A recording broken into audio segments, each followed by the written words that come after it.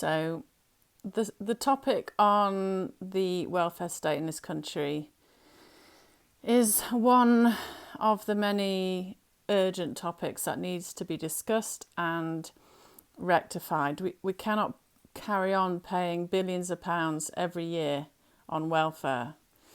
If this was a company, this would be the number one priority. Otherwise, UK PLC would be bankrupt within a very short while.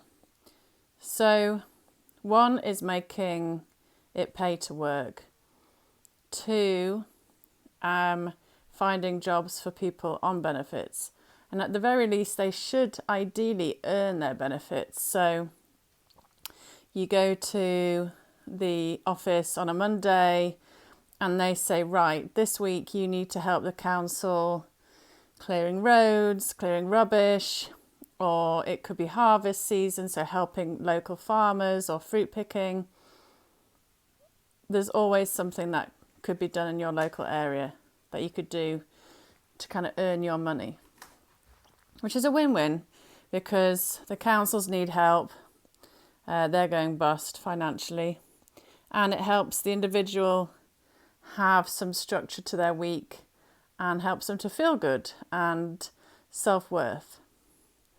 I personally would be quite ruthless because I think when you're in a situation we are in, you have to be. So obviously all the illegals would be returned immediately. I would just take whatever consequences with France. But illegal immigration would be stopped first and foremost.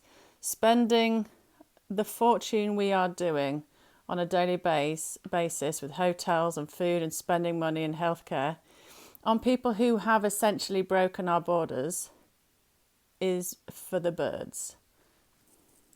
I then would also be really cutthroat on our immigration policy. So I wouldn't let one person into the country who is coming here that needs welfare support. So the only people who would be allowed in are those that have a salary that they are going to, a job they are going to, where they are net contributors to the pot.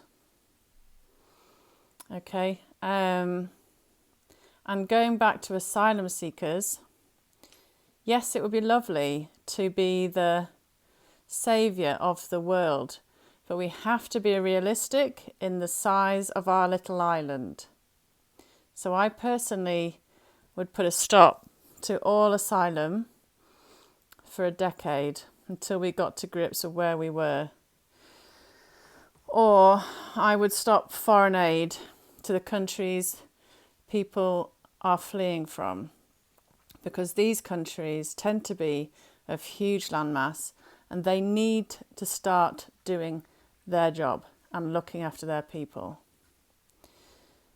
I really think as well with the asylum system, little old Blighty has done enough. End of.